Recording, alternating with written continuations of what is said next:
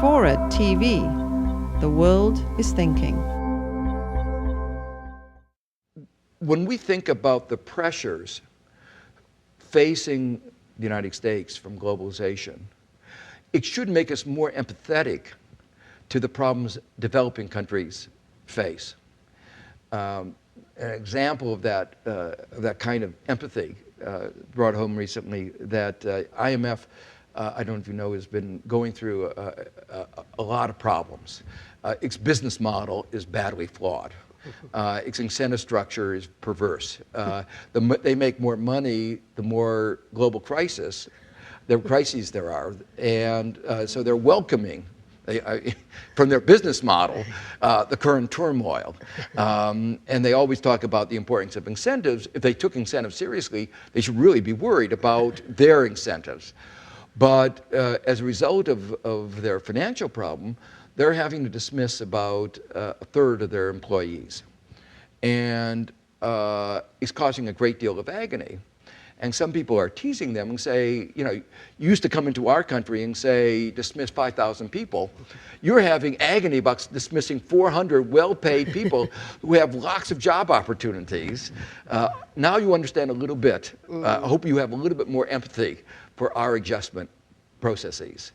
So I think as you see the US face the problem of competition from countries that are poor, from countries that don't have any safety nets, have no unemployment insurance, we should be more empathetic to the stresses that globalization imposes. But we should also take a little bit seriously some of our own rhetoric about globalization does bring benefits if it's managed well. Well, managing it well entails making sure that the benefits are shared. And part of the problem is the benefits have not been shared. Either here or in many other countries. Yeah.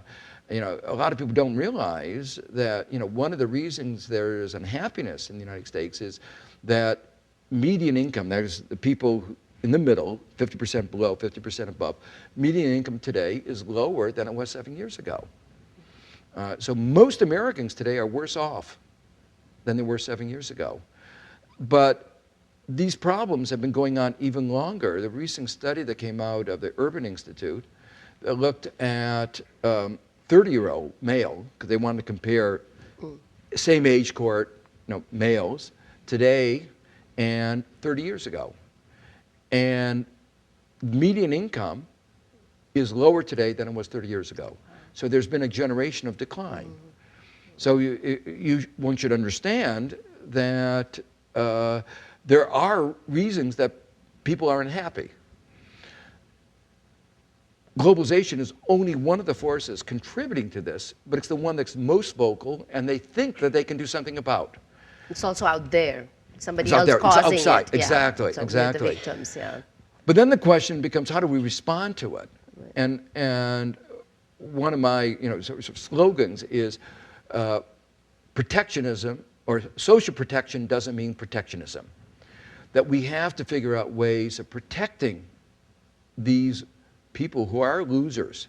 There's no theory that ever said that everybody would gain from globalization.